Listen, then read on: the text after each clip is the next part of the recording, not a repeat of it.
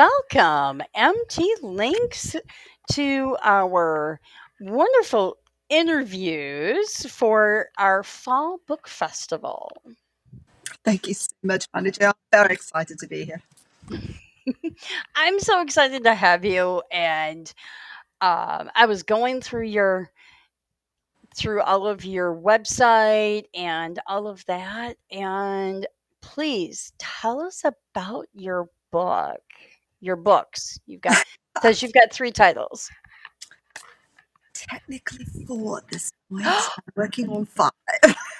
Ooh, I So love it. I guess I'll start at the beginning. I've got her here. That's Project AGOSHA. You can see it in the camera. Yes. Call her the Koteli. That's my baby. I love her. She started as a dream, quite literally, that wouldn't let me go. In a Oh, country I had never visited, with a language I didn't speak, which I have remedied both of those now.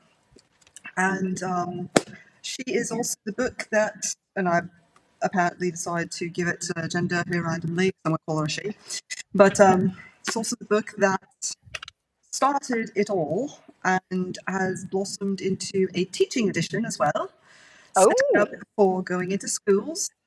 I'm working on getting her, she's already available to libraries. I'm working on getting her distributed, I can never say this word properly, distributed. Sorry, there goes the pronunciation of the accent there because I want to say distributed, and that people say, "What did you say?" There's a lot of those. If I say something that sounds weird, I might just be pronouncing it wrong. Go ahead and call me on it. You're absolutely welcome to. I speak multiple different languages, and sometimes it comes across very strange sounding. But so this one's also got a teaching edition that I'm working on. I'm waiting on the books to arrive. It's done, and I'm trying to get it into schools, available for secondary and collegiate. It's appropriate for teens and up. okay. And I'm actually speaking in a panel this month at the BBC Ooh, up in Charlotte from ink to engine because this one is starting for a video game. ooh. Yes, so that's very exciting. And I'm working on the sequel on this for now. So that one's coming up. Hopefully, it'll be published this year. A little tough though, because the editing process tends to catch me. I always think it's going to get faster than it does. So there's this one. Next up, and I apologize, but the dust jacket, I've been loving on her so much.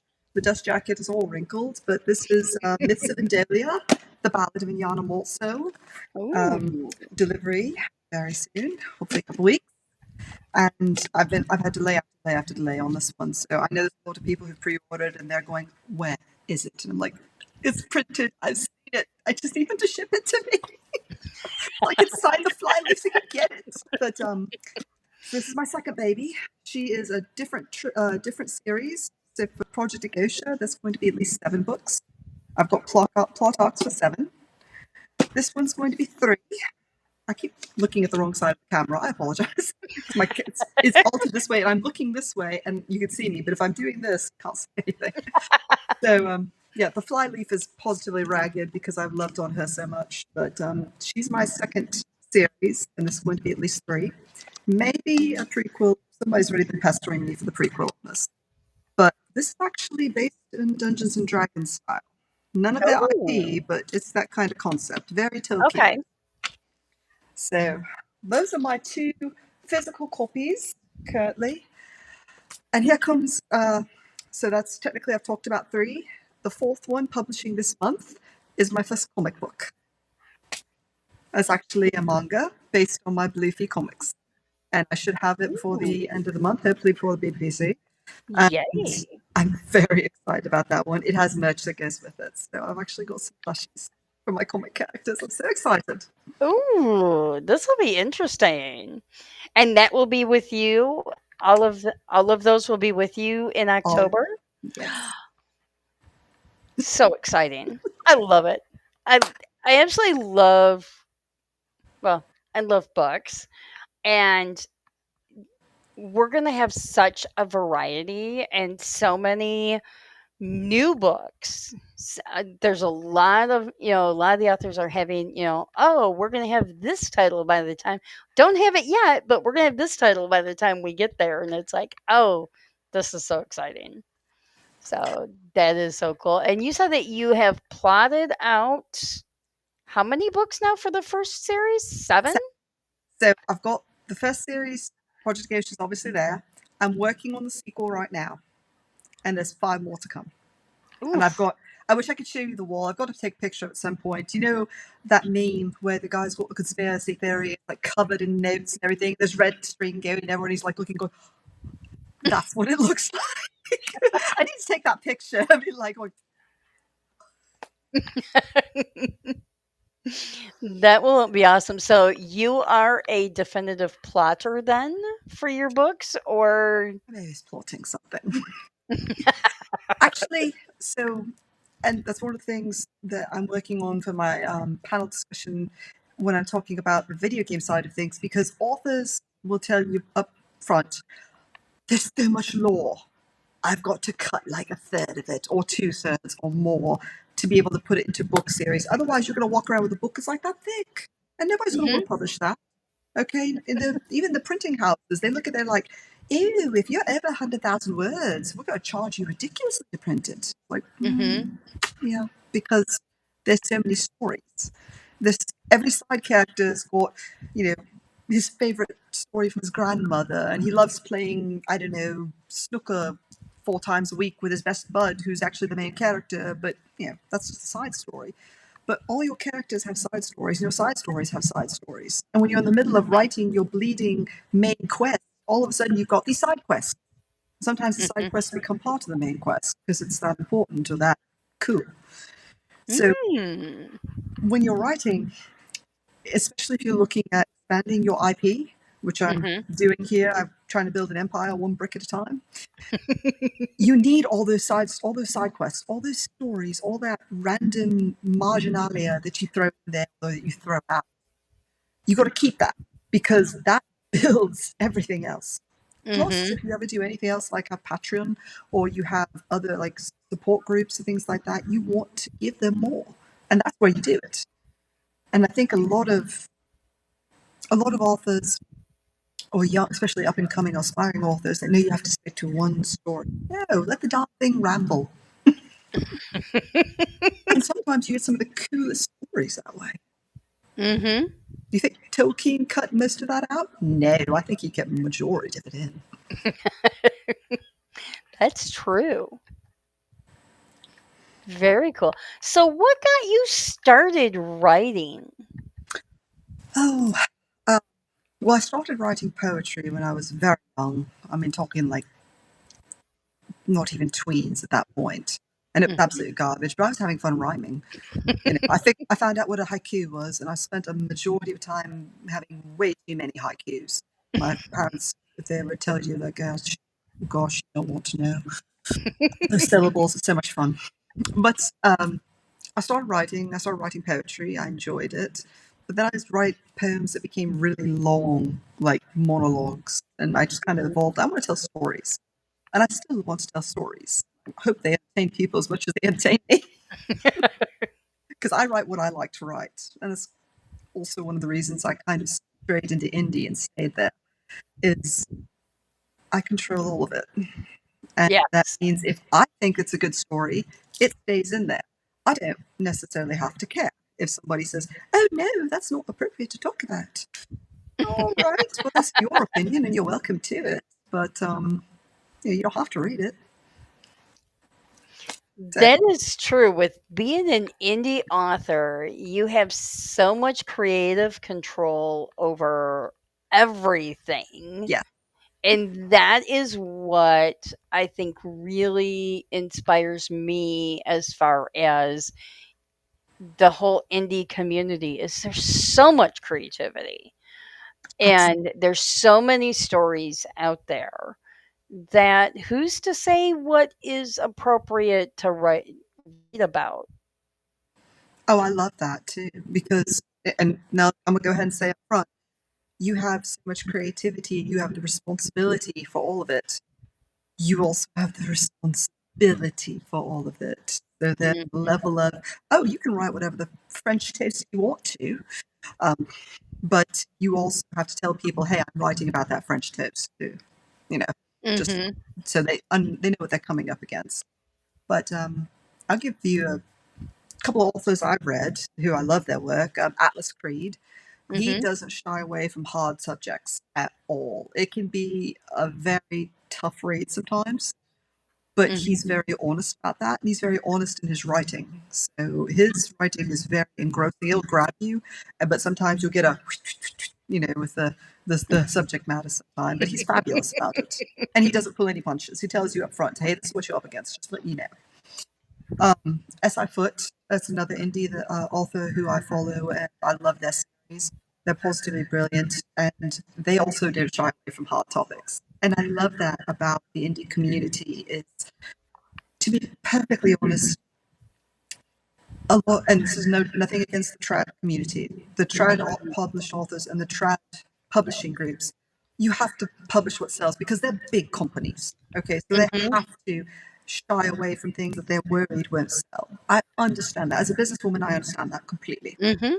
At the same time, I go, shame on you, because writing is meant to make people think. It's meant to entertain. At the end of the day, we all want to entertain because we're giving you stories, but it's also Mhm. meant to challenge. It's meant to make people think, Yeah. not necessarily be comfortable.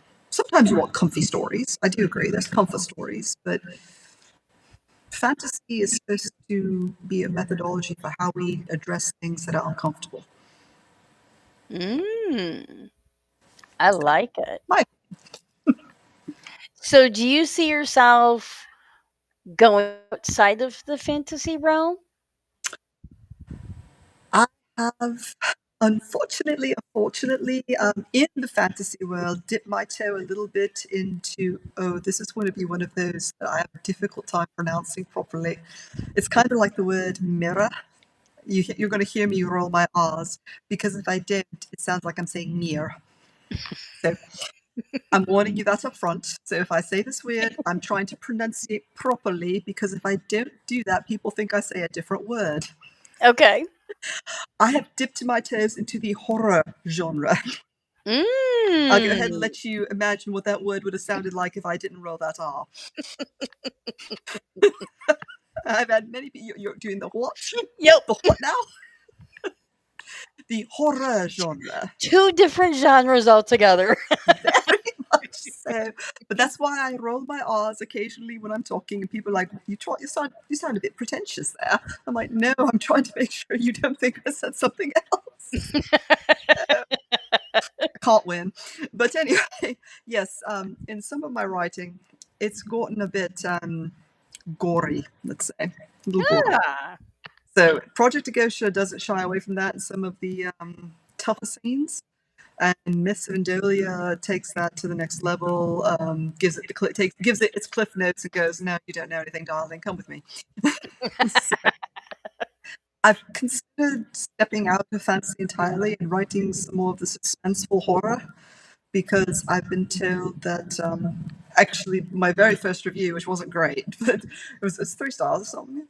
For the very first time, very first book, it wasn't bad. They told me, it's like, you're the mistress of foreshadowing. I said, oh, I Mm. love that. Let's kick it up a notch. I want 8 shadows now. I want to be mistress of 8 shadowing. So there we go. So, you mentioned your accent. So, where does your accent come from? Where Where does it what sound is your like it comes from? background? Where does it sound like I come from? I love this question. I would venture somewhere in the UK region, either there or slightly different, but along the same lines would be the Australia, New Zealand area, and also down into like South Africa. All right. Um, so I am from Europe directly. I am actually from Germany. Okay, I didn't guess that. Very few people would. Outside of maybe some of my physicality, people look at me, they're like, you could be from Europe. Yes, you could. And I was like, fair, I am. I've lived in America, specifically in South Carolina, for it's been almost 20 years now. Yeah, it's been a bit. Ooh. Um, no worries about not being native, but that's is what it is. I like the area, and actually, I speak at this point. It's about 7 languages. Wow. So And those would be? five of them well. 2 of them I am still very much learning. So I've got French. I'm going to couple both American and UK English in the same breath, even though they really are 2 very different languages. Yes, A lot they of are. times I will say something and people look at me like, "What did you say?" And I'll say it again. Don't say that here. What did I say? Whoops. Oh my gosh.